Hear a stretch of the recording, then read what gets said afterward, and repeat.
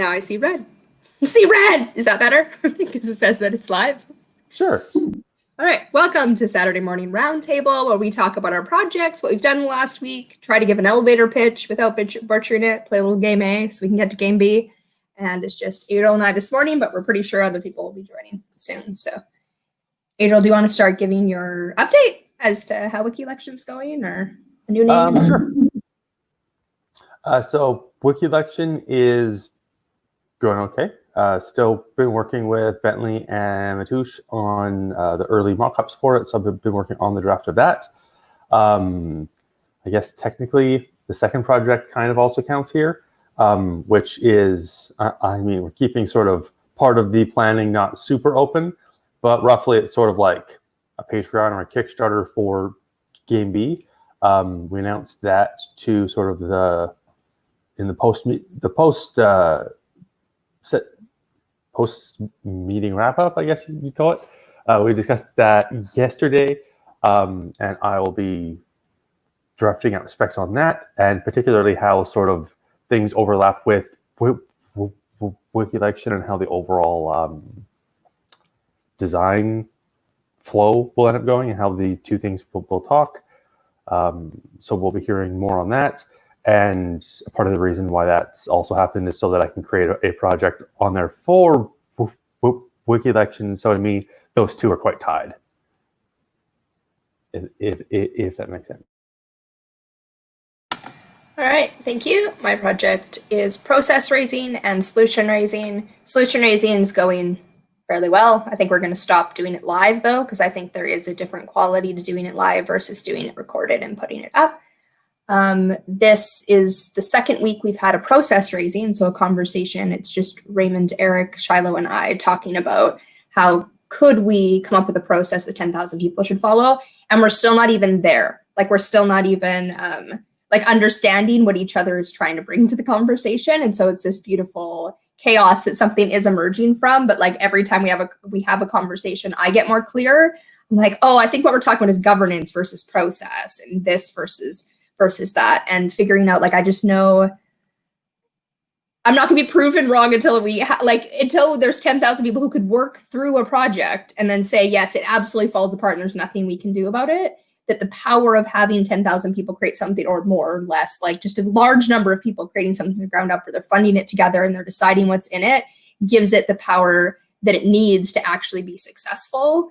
And it's the only way I can create a technology project anyway. So working through that process and seeing all of the triggers that are happening in Game B that are like in me, that are reiterating, right, like that other people want other people to jump on their project. I have the solution. And we all know I also feel that way. We all feel that way. But being with that and working through how can we bring our different ideas to the table and still have something come out of it for process raising, as well as the individual projects that people are still bringing to process raising, because we're all still individuals with our own opinion and biases and everything else. And the beauty of working through that is in and of itself valuable, even if nothing comes from it, but showcasing it. So that is a bit of, and this Wednesday we're tackling prisons, which should be very interesting, because it happened, not that there isn't always police brutality, but it happened before the George Floyd thing that I scheduled it. And now it's okay, that is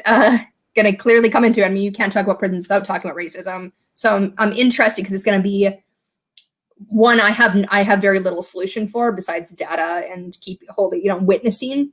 And so to see what actually comes out of that, and can we tackle something, right? We can't change the entire prison system, but what could 10,000 people do to improve it for their loved ones, or their hypothetical loved ones that might end up there themselves? So that is what process and solution raising look like at the moment. It looks like no one has actually joined us during this part. If they do join us, they can always give us their update. Otherwise, we can, shoot the shit for an hour. We know we can. We can.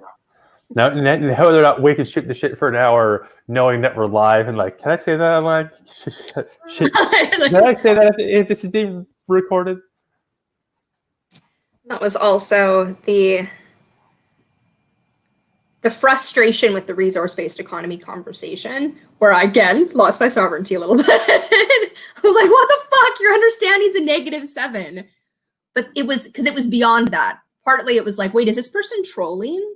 Or do they really not understand? How can they pretend? Like, they're like, I've spent hours and hours, but like, show me one place he said that money isn't the thing. Like, how could you say you've watched Jacques Fresco for 5 minutes and not heard him say that money is not the thing? It's very different, as I said, to add on to resource-based economy like Remzi and Common Planet do and say, we understand it, we don't think it's enough, we need some kind of currency to deal with that. Versus like, right, humanity can't deal without a currency. But it's not them, it is them. In the moment, it was them. It was like, how dare you not understand it? And how dare you think you understand it?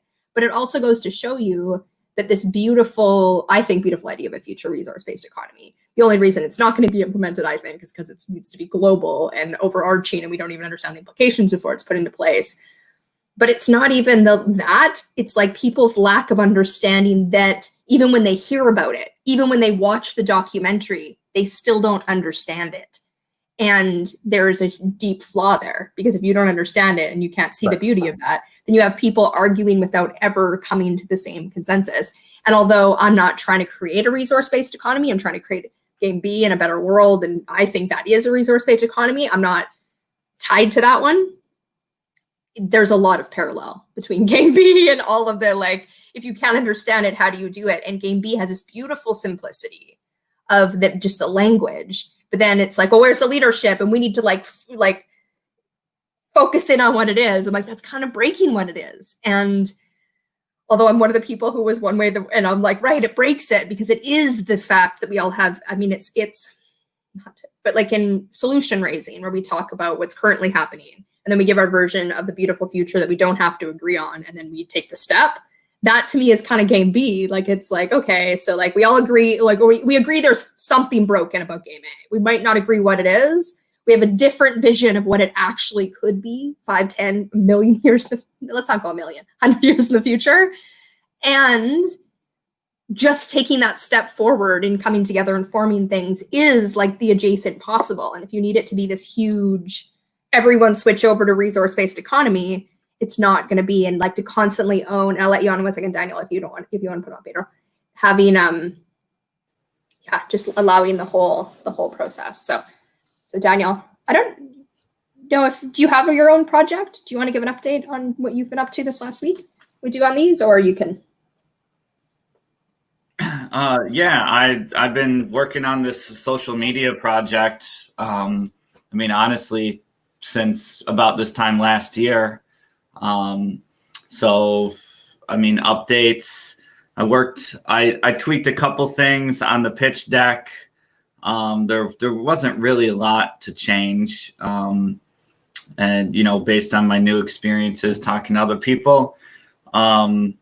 So doing a little bit more networking. I got in touch with another a business guy who he's got 2 small businesses, and he's pretty savvy on some of this stuff. So I got in touch with him through a friend, and this guy is good to know because he has a network of angel investors as well that he's going to put me in touch with. So that's good news. I mean, the hardest part probably, and this is what I ran into last year, is not having any programmers on my team, which is pretty dangerous. But, you know, I got to move forward bit by bit. So that's my update, is just doing more networking and making some progress there. Awesome. Thank you, Daniel. It's like I feel like I have nothing but programmers on my project, and that still doesn't help. It's like then you want to program your own thing, and it's like, okay. Anyway, that's just what was coming up. It doesn't help terribly when they all have their own projects and their own ideas. So. Yeah, no, exactly. It's like, okay, needed this to be made, and it's that energy also of like, okay, how do we get to that point of this thing can now be coded and made, and hire someone to do it, but like feel ownership of the process before and after once it's made. Yeah, it's no problem to pay programmers to build this thing, but you get in this never-ending loop of if something needs fixing or changed, you know, then you're still paying, and like that's normal and that's okay. But ideally, you have someone who shares the vision who can also do the thing. And they're like, yeah, I love that vision. I mean, the other challenge that I've been told, the biggest thing as well is probably advertising and marketing. So like once this gets built, I would probably do some kind of like, I don't know, campaign or like, I don't know, podcast tour or something. Try to like get on podcasts, show it off, talk about it, get people to try it out or something. Yeah. All right. Do you have a name for your project, Daniel? This is another, the name is not set in stone because I'm not a marketer. Like I'm nervous about putting a name on it because of the marketing problem. We get you. The placeholder name. Do you have a placeholder name in the meantime? It's code name Pluto. Pluto. Okay.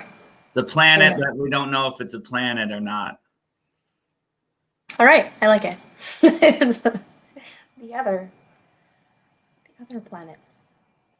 All right, Matush, do you want to give an update? Technically, Pluto is a dwarf planet. Just so my son is watching everything about the cosmos right now, so I know stuff. Though when I was young, it was a proper planet. Then it was degraded. So my project is demo version is finally live. I'm still tweaking some bits and pieces to actually show it, but it's live. It has a proper DNS and everything, so it's progress. And then I have totally no idea where to go from there. Probably knowing angel investors would be very good thing. We'll see.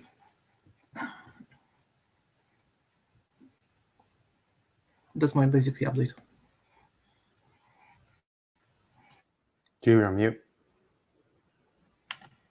Thank you. Thank you. Does anyone have an issue they'd like to be in the hot seat for? Would like us to work on or focus on?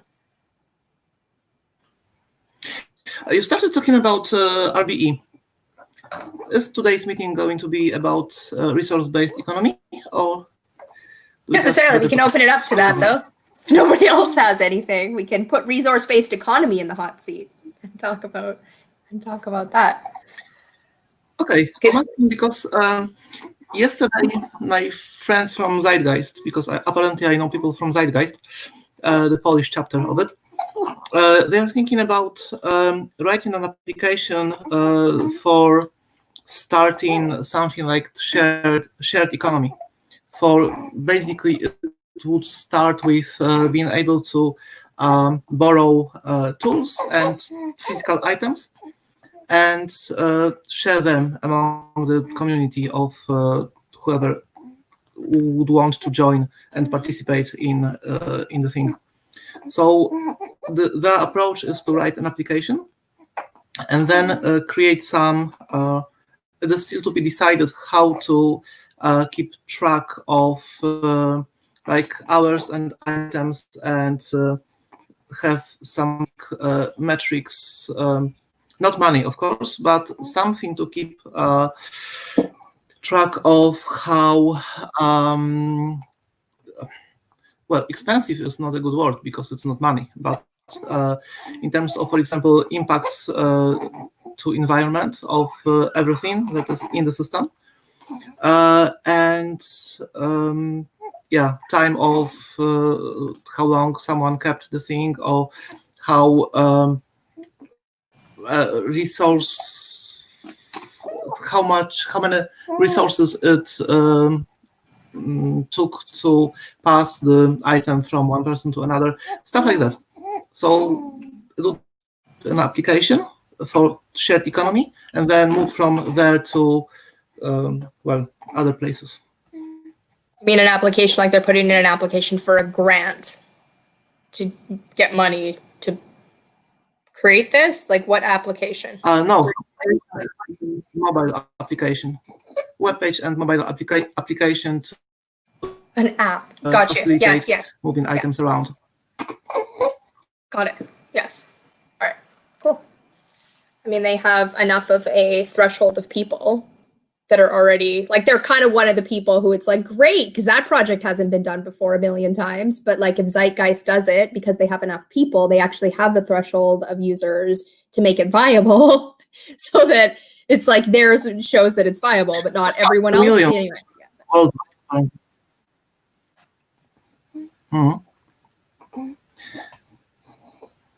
there was someone from Zeitgeist some time ago who actually made it happen, and he had like a storage space huge, and people just whenever they wanted to get rid of some old equipment or something, they would just give it to him, and he organized quite a big thing. Apparently, it was in Poland some time ago. He was famous for it, and then he went bankrupt because his business model wasn't exactly as I understand it. He couldn't afford to keep it going for some reason. But we'll be in touch, and whatever went wrong there, we could fix it. So there's a start from another angle.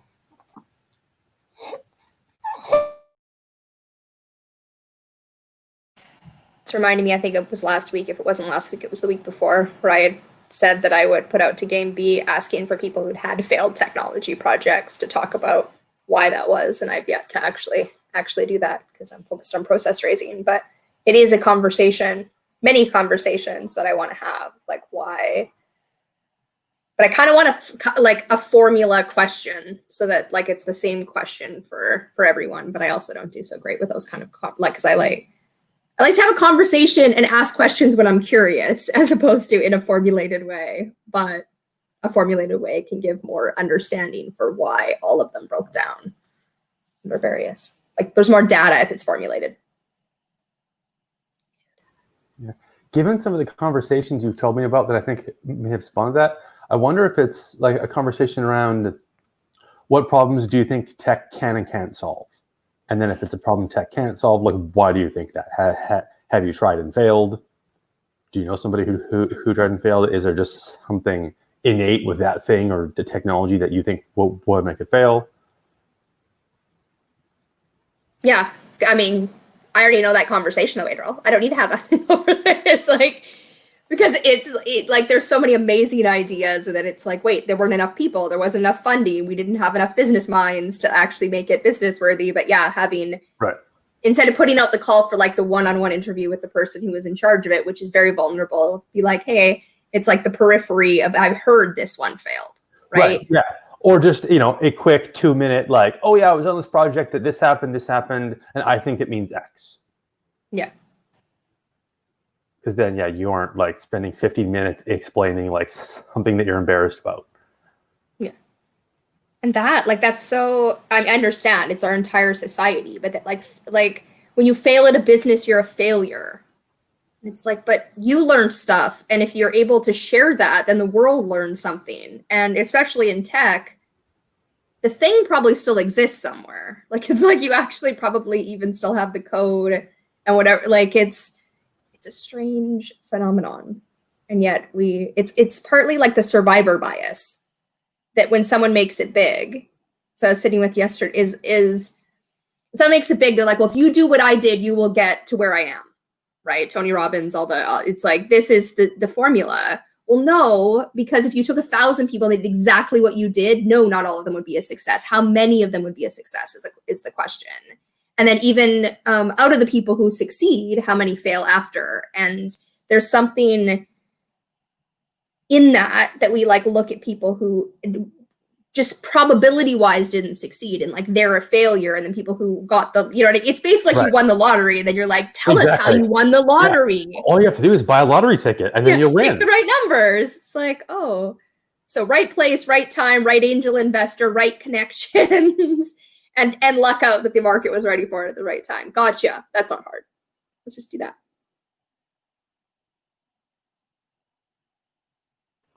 Yeah, I think for a lot of host people, it ends up being tough because they usually did do a lot of hard work. It's like, yeah, but a lot of people do hard work and fail. Hard work doesn't necessarily mean that something will succeed or fail. It's almost irrelevant one way or the other. Like, as long as the work that needs to get done gets done, you can still be, working hard in the wrong direction.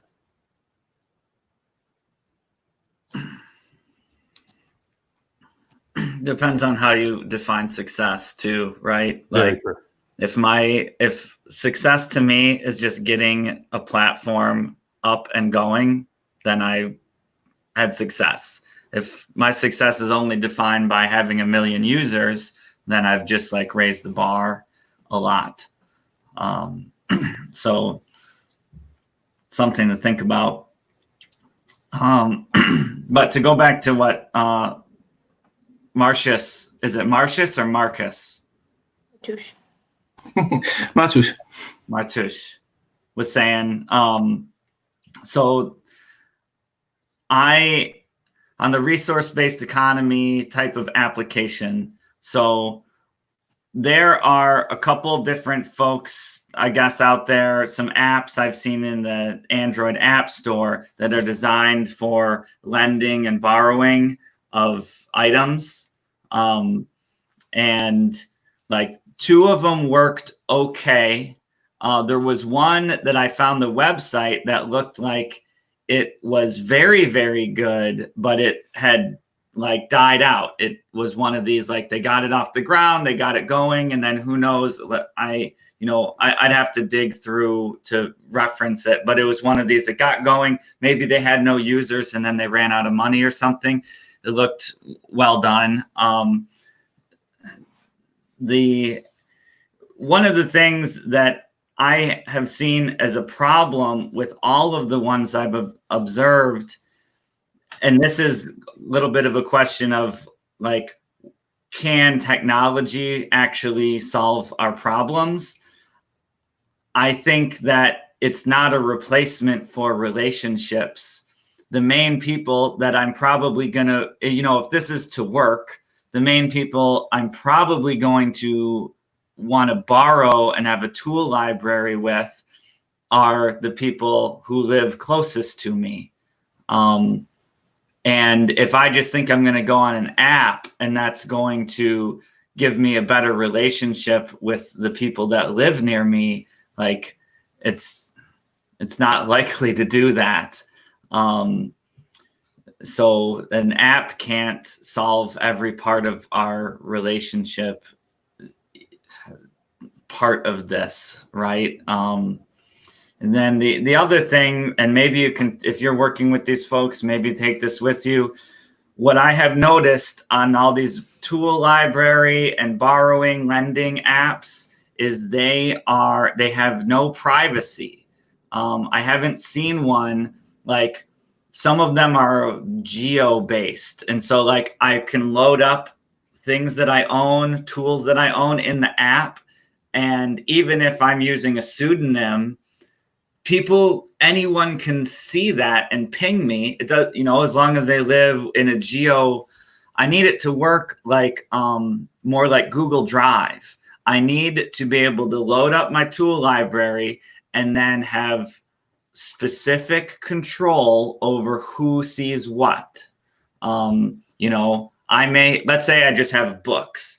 I may have 100 books, and I have certain books that I lend out to certain friends. Some friends don't even know I own this other book. I don't even want them to know that I own it. Or it's the same goes with, I'm happy lending out my ladder to some people, but then I've got a power washer, which needs a little bit more care. I don't want that visible by my whole network. Maybe I've got a couple close friends that I trust them with that thing. The idea that all the people in my network should be able to see all the things that I own, I think has been, is personal, but it's been that I can't use these apps because they just lump everything together as terms of viewability. And I'm like, I need fine-tuned control. Google Drive doesn't just make all my documents open to everyone. I have fine-tuned control. There's a sensitive document. Only I share this with this person, etc. If you have any influence, I love the idea of the type of app you're describing. If it's close to what I'm thinking, we need the fine-tuned control, I think, for it to work. And then, folks can respond. I'd love to have the conversation about why it can't be income generating. This is my personal understanding of game B. Well, it's not to like, well, it's supposed to compete. And I don't know about you, but like if I had something going and it drained all my resources, my monetary resources, it's not competing. We're supposed to compete better, which means we're supposed, I think the thing I saw from Daniel Schmattenberger is like, we need to design things that put energy into stuff that we like. So things that are non-predatory or aren't harming the environment or whatever. We need to create these things so I can shift my monetary resources and start to put them in that direction instead of that direction. That's like how I see it. So these folks can do their app however they want. If I'm lending out my power washer, maybe I have a little checkbox under there that I leave off if it's free, but maybe I check that box and I say, actually, this has wear and tear. And if you borrow this from me, it's like $3 a day or something. Like, I don't see that as being predatory. I see that as just stuff breaks down and needs maintenance. Something to think about. Yeah. And that also helps give a little bit of, I don't know if scarcity is the right word, but something like if 10 people want it, who gets it? Is it just who asks first? Okay, but what if they can't get there for a week? Like there's all these things of how do you manage it, and cost, I think, is something that does help with that. And then what, things break. So what happens if you lend this thing out 20 times and the 20th time it breaks? Well, now that's costing you money and you got nothing to help pay for your new one. Like it's not to say that as you said, it shouldn't be predatory. You shouldn't be trying to buy a new power washer every 3 rentals because you can afford it because it's so expensive, but enough that, if you lend it out 10 times and it breaks, you're like, all right, well, at least I got something to help pay for the next one. It wasn't in perfect condition to start with, so that's not too bad. I think you would also need profiles for the people borrowing to say, how well does this person treat things? Because some people it's in their genes that they just don't give a shit about objects. You just see how they treat even their own stuff and other people's stuff. They just don't care. They'll, throw stuff on the ground. They'll not do proper maintenance steps. And other people are meticulous. Sure. For me, this is like about the zeitgeist. Like zeitgeist has enough people that they could have a threshold. But if it's someone in the zeitgeist movement, like I guess I'm in the zeitgeist movement, who's making it a side app and it's not going through Peter Joseph and it's not, then they're going to have all the same problems that every other tool library has. But the issue is we all have different reasons why we would or wouldn't put our tools on there and different reasons why we would or wouldn't use it. And so to be able to create something from the ground up to say, so we can have those conversations and say, hey, with Daniel's idea of having things visible to different people and also asking, okay, well, maybe I don't want to have, like, there might be a way to do that with technology, right? Like you said, putting it, yes, I want this person to see it. No, I don't want this person to see it. But there's also owning that shit, right? Beyond technology of like, listen, if it's my power washer, you have to have the skill to be able to use it. So, you're really friendly person down the street, but no, you can't use my power washer because you can see, even if you're really good with it, even if you like that, you get to set your metrics, and that becomes, or no, that we give it up to the library, but then you're going to be first in line when there's a power washer and you need it because you gave a power washer to it, right? Like that you can have the conversation, and where there's trade-offs, have the actual conversation about the trade-off. When there isn't a trade-off and we can do all, then like put it into it. But all of these things are going to have one little thing, right? If they did it for just Daniel, because that sounds like an amazing idea, but there's going to be something about that where someone else is like, oh wait, I have to go in and put every different tool and everyone to see which one. Nope, I'm not in, right? So like the same, what works for one person doesn't work for another. But if you know that, and default is I put my tools in and everyone can see them, but someone who has a little more technical skill can put them in and cater to that. And someone else can say, hey, just skill level, right? I don't care who you are, but I need you to have a certain skill level before you use my tool, and to prove that. And I want wear and tear money back, and someone else doesn't want wear and tear money back, and figuring out our actual sovereignty and building it. Yeah, I like the idea that, well, this is personal, right? I love how you're able to bring in like, well, we've got these different viewpoints. I mean, I wouldn't make my stuff visible to people I didn't know personally. And so like, to me, it encourages, if this app exists, if this type of app existed, I think it would be so useful that everyone would have it. Like, even if you just used it in your own family, like this is like Uber level, like game changing type of app. It would be so useful. You'd be strange not to have, you know, whatever you call it, like, hey, you know, friend me on the thing because it's so useful. Well, I think it would encourage me to build more relationships with my neighbors, because there's even more value and meaning in those relationships. I'm not the type of person that likes to just search on, I mean, even Craigslist. I'd rather see if a friend of mine has something that I want or need or whatever than search on a kind of database. I don't know these folks and whatever. And some people, I guess, are like super comfortable with that. And like, that's cool.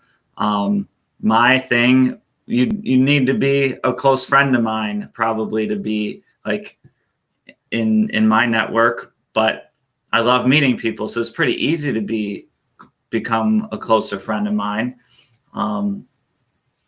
But you're so right that some people would have a different level of comfortability. They could make some of their items like publicly visible.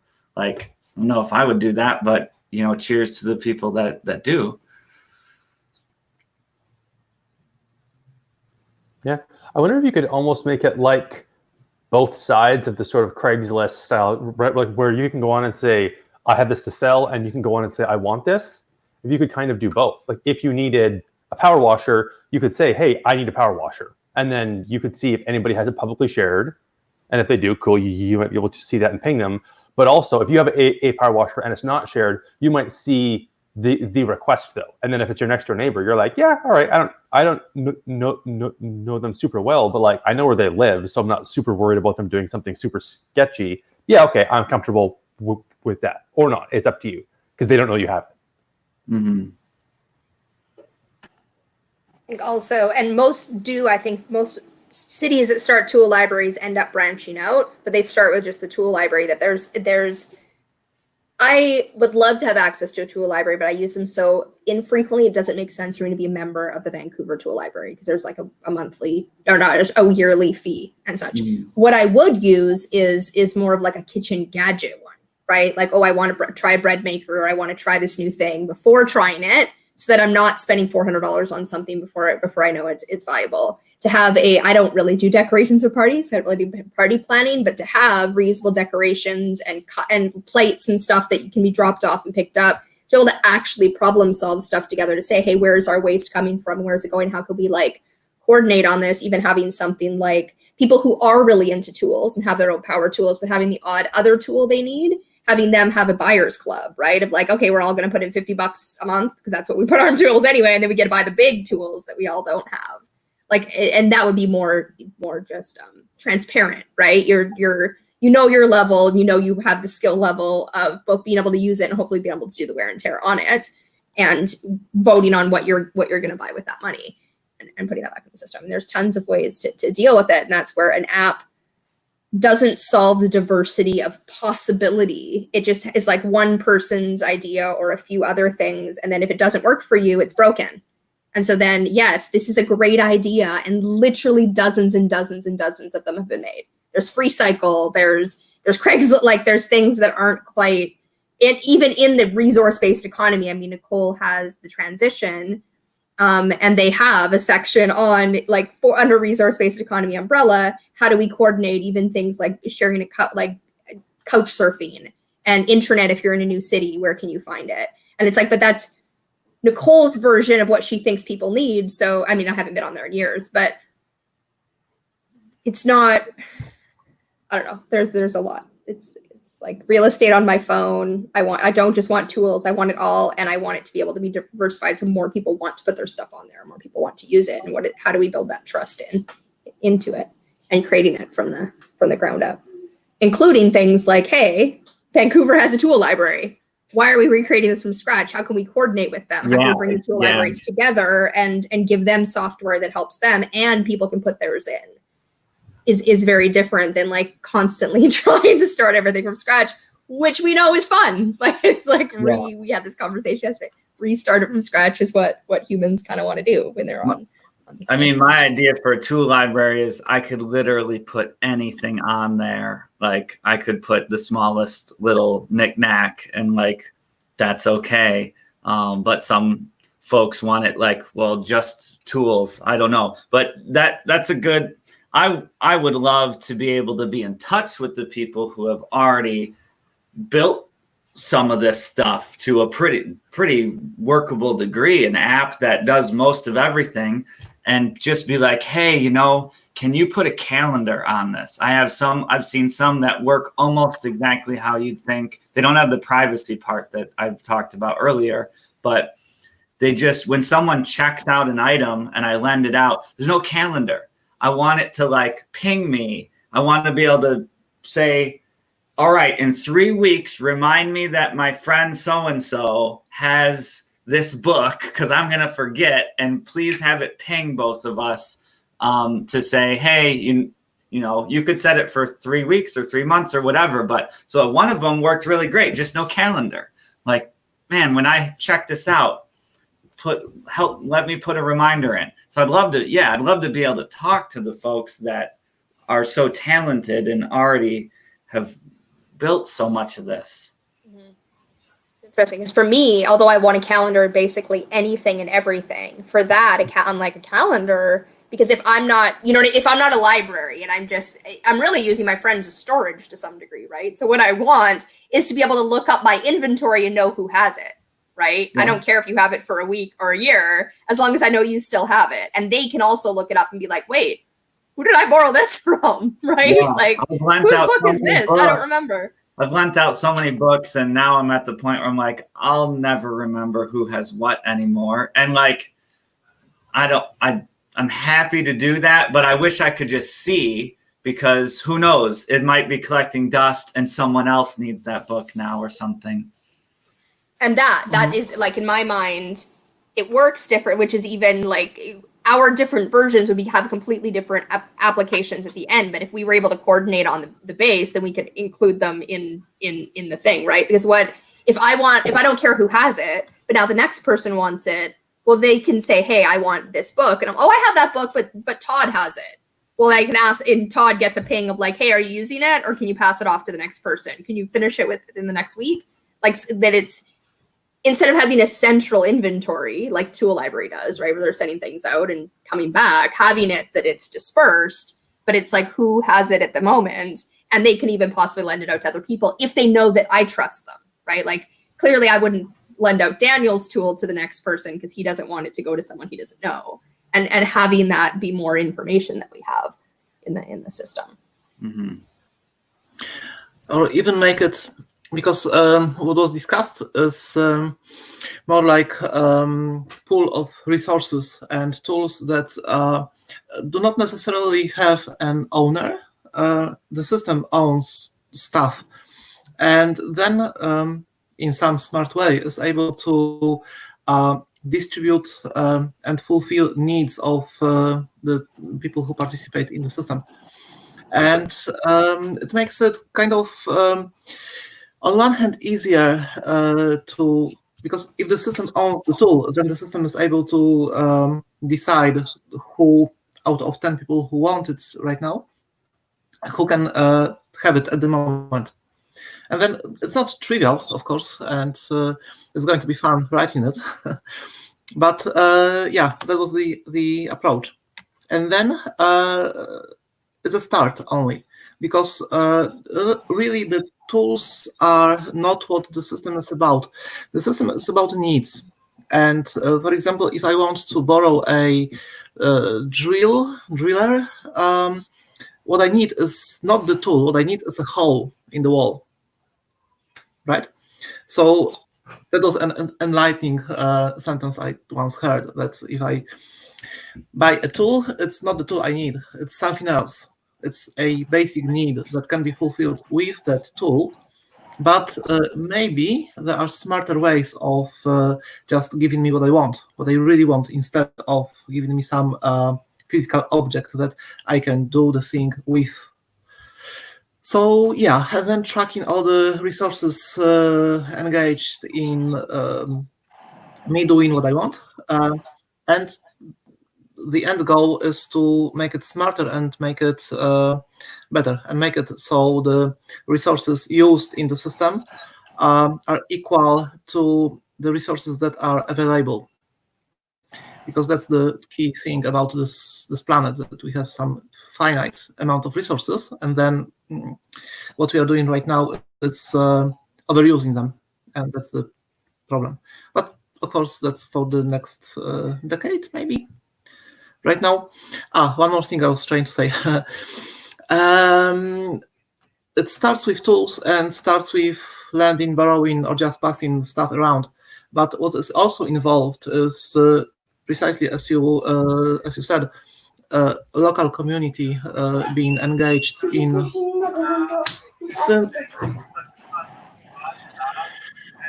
Just kind of get a minute. So.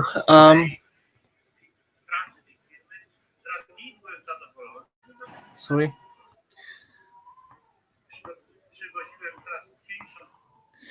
What is also involved are in local communities. There are also people who like to fix stuff, and idea of hacker spaces and maker spaces, as in places that can serve as storage spaces and garages and places where people can meet, and technically minded people can meet and do stuff, which I heard is it became popular in at least one country. It's a good thing, and there are a lot of. When I was young, I was very always into some technical things and gadgets. So if I then had a community of people who could teach me things and how to fix things, it would be great. And I know there are more people like that who'd like to participate and have fun with stuff like drillers and tools in some space, which would then it would create, out of those elements, it would create the basis for the new economy, right? I know I make it chaotic a little bit, but that's the idea, that it starts with just simple passing items around, but then what is involved are people, relations, which technology can facilitate,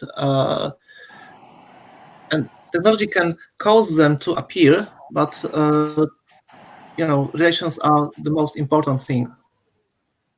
So there is some common points like fixing stuff, and then people come along and they do the thing, they get to know each other, and they build community, which is what is really needed here. I love the idea that if you in this system, if you put a value on every item, then you could build in a way in which every time it changed hands, you could be tracking all that value, like value saved, material saved, or like, every hammer is $10, and if it changed hands 100 times, you're adding up all that wealth that was saved, or whatever you call it. And then secondly, I love the idea that what if you had a whole tab in there which was skills or services to be lent out. And so, we've all got these different skills, and I don't just need to borrow things, but I can't do my plumbing, and like does anyone want to lend out their time? If you already had a system this comprehensive, it almost makes sense to have a section, a skill library, right? Yeah. Yeah. And I think to build on something you mentioned earlier, Danielle, with like, you might not want to lend out your power washer to somebody who doesn't have a certain skill. Well, if you set up something like a makerspace, and let's say you have a table saw, do you just want anyone off the street being able to come in and use a table saw? Ooh, that sounds like a possible legal issue. You might have to have a skill in order to be able to use certain things. Like, hey, we have a makerspace for an auto shop. You need these skills to be able to come in there and use it, or you can't book it because we don't want you crushing yourself to death with a car, just in general, and where your people can sue us. I do want to mention, I love that we've put a mythical project in the hot seat and are solving it, but I think that there is something. So, like when you look at a tool library, it's omni-win the number of people that are involved. It's omni-win the number of tools that are involved. What's not omni-win are the number of applications involved, right? Like everyone creating a tool application is not, because it's like everyone, oh, I got a brilliant idea, and they want to create it, and they want to create it, and they want to create it. And yet there's something about like, can we solve something that is a need now, right? Like Daniel has a need to keep an inventory. So there's a way to create something that he could use as an inventory and I could use as an inventory. And even if we're the only one on there, it doesn't matter because I'm using it as my inventory, right? Like there's problems to solve that aren't necessarily like dissipating the energy, but they still are, because one application that does your inventory and does everything we're talking about would be amazing.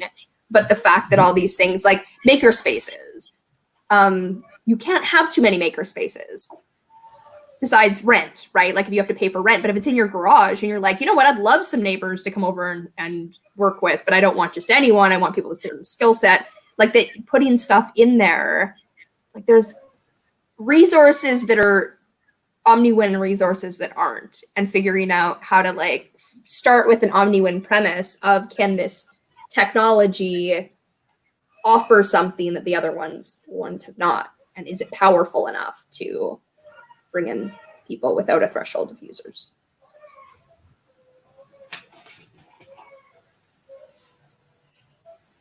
Yeah, I mean, this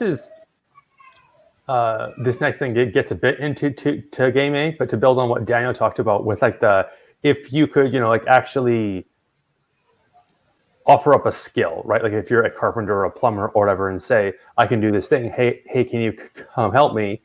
I think the assumption there is that it's kind of meant to be like, if it's a person's time, free or donated, but having kind of like a pre-free option where if it's something like you're a plumber or you're a maid or whatever it is, that you can offer a service. And if you can hit a threshold in a certain spot, like, so for example, if you're a maid and you can get 10 people in the same apartment building to agree on a day of the week for cleaning, then you can, do $30, for a certain period of time instead of 50, because then you don't have to worry about travel and finding people and blah, blah, blah, blah. So it's like they end up getting it for cheaper. And as a person providing the work, you get, a more stable form of income, because it's helping you find customers, and it's sort of grouping them together in a way that helps them save money, but it also makes your life easier in a lot of ways. I'm going to ask, since we already have a mythical one in the hot seat, this process, right, that we're talking about, none of us are holding this project. This isn't our project. Does this feel different? There's like a different quality that I don't care if I agree or disagree with you. Because one, we're not making it, but also there's a quality to like, I didn't come into this with I've put all this time and energy into creating a tool library, and I've done this work, and like, better be my way. Even if I can open to openness, there's still going to be that subconscious bias and all of that. Like, oh, this undoes the work I've done. You can't undo the work I've done. And so this different quality of figuring out something that wasn't ours before. Ooh, what do people think? Why is this different than the other one? It's easier for me to say, I want this to win for you too. That's easier to just do right now.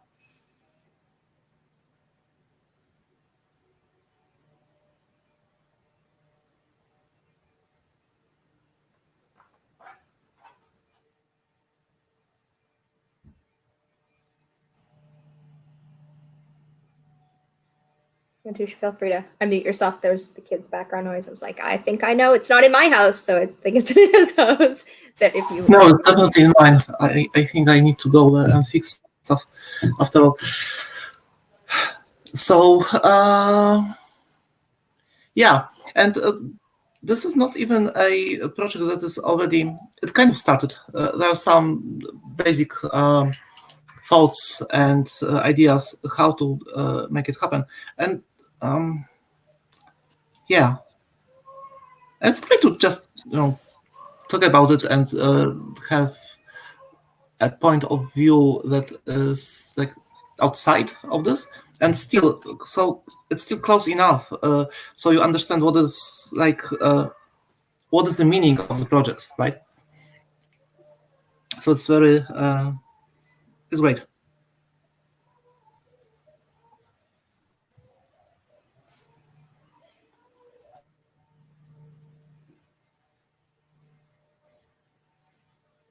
I think compared to projects that I've already put more time and energy into,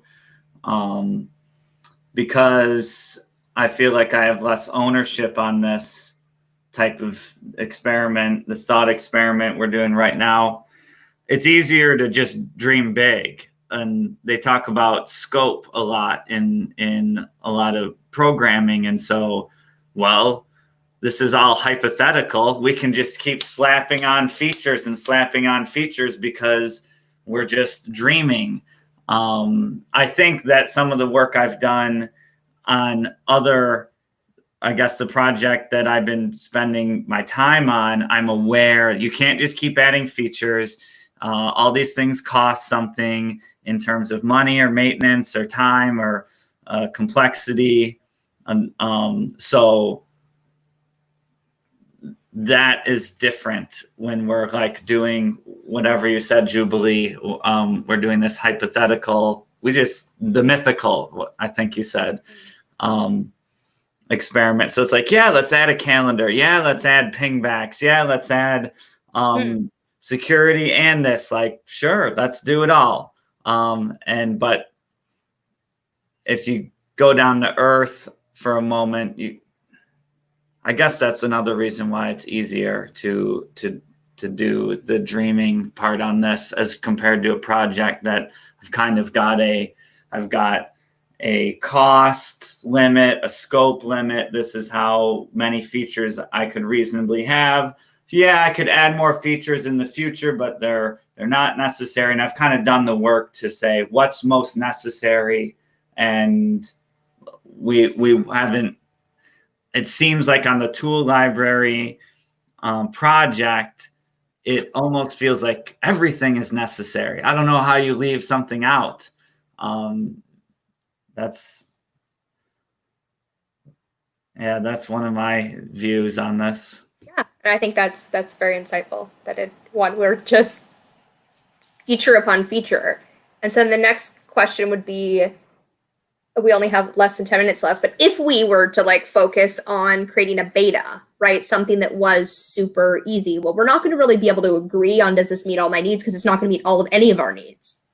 But could we agree that this is the beginning and therefore we're going to build on it, right? Like would you be willing to put in a few tools if you can't control who sees it, right? Like maybe you're not going to put in your entire inventory until you can control it. But like at what point do you walk away completely because you don't get your thing? Or, you know what I mean? Like what kind of consensus to come to say that this thing is the one that has the minimal features and hopefully we can build on it. Right. Like I would use it even if it didn't have a calendar. I'd keep track of that on the side and I'd just keep praying that we had a calendar one day, but I'm not going to just not use it. And even this conversation, we're not doing it, right? We're like thinking about.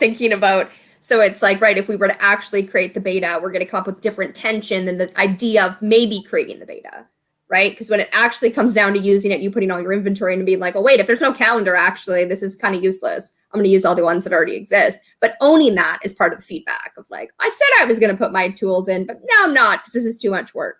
Like part of I don't know. I kind of put myself in the hot seat because this process, like, it's like, that's what I'm working through is that process. Good. It's like, I want to say, remember this feeling, like whatever this feeling is of wanting an idea to happen, not having to own it. That kind of moment we just did, like, stay there. And like, what does that feel like? Is it better? Is it, and how do we keep creating those moments of that type of cohesion?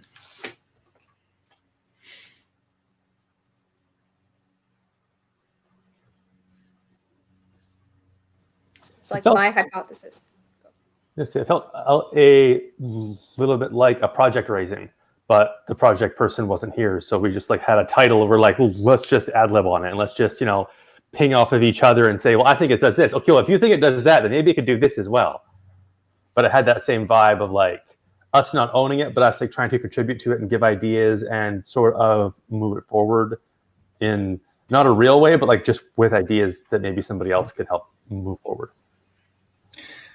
It feels really clean, is the word that I would use. Like not being attached to the project as something that I own, and I am. I have my expectations, and I have all the feelings connected to it because it's mine. I think this kind of selflessness involved in talking and in creating a project that I do not feel the need to own completely, and I will be able to work on it just for the sake of doing something great. There's some allegory in like the art of shooting arrows that I don't remember it, so I'm not going to murder it. But it was about like not carrying, not bringing yourself to the table with all the all your ego. I think is the key, and then you can engage with all your energy in the project without caring that it's not yours. It's a great feeling. Yeah. I think that's I guess my closing statement is how to tap into that without forcing it, right? Without saying that this has to, like, you're not allowed to own it. You're not allowed to bring your promotion here. You're not allowed, like, as part of it is just continually owning that, right? That like, ooh, someone's playing with my toy and I want to kind of hold it back. Even just acknowledging that sometimes is enough to release it. But then other times it's like, no, there's something here that someone's trying to like use my pressure washer and they don't have the skill set. Like, stop, this is mine. I want it. And the more we can just have these kind of conversations and play in this space and then feel like what's different and unique about it, the more we'll be able to create something that is different without forcing it. Yeah, and I'm supposed to go to another meeting now that we're on the hour. But yeah, I learned a lot today just from this process, and hopefully in the future here or other places I go and on the stuff I've been working on, I can bring this to that. Yeah, so I learned a lot today. Thank you. And it's that like how on our individual projects that we have ownership on and people are coming and offering, how do we invite ourselves to give it up, but how do we also invite a group of people to how can I invite right? more people into giving feedback when I think I've already got it figured out? Like, that's been unhelpful, but I haven't known how to get out of that.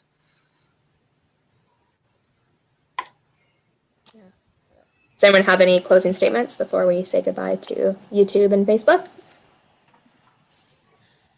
It strikes me how similar this whole thing was to sort of Together Tech as a project, where because no one owns it, it's a lot more free to sort of just shoot stuff out there and nobody has the same sort of ownership as the individual projects, which almost seems like a useful separation in projects. Like there's the individual projects or the owned projects, and there's kind of the co-op projects. And to end up listing both and sort of talking both, but having two different frameworks to show here's what it's like when one person owns it, and sort of that framework on how do we treat them and their idea and their ownership, and then what happens and how do you treat a project that's something like Together Tech or this thing that we just spent 30 or 45 minutes talking about that none of us really owns or has any particular plans to move forward with personally. But if there was a chance to participate, we probably would. It sounds like I'd have this conversation for sure. An hour of shooting the shit, picking what features, and then even picking which ones are best for me. If you found out somebody had started it and they had taken this feedback and I built in about 80% of that, I think most of us would be like, I'm gonna go check that out. That sounds cool. Because that was also what I actually would. I don't know if other people are into this, but tool library, community apps, social platforms, right? Like bringing it together and saying, hey, we don't own it, we're not making it, but hey, what do we imagine we would want on it, right? And offering that to people who are like the zeitgeist people looking to create a tool library, right? Like this is not people creating a tool library, it's people talking about what they would need in it, and it's for people. Imagine 1,000 people having this conversation, right?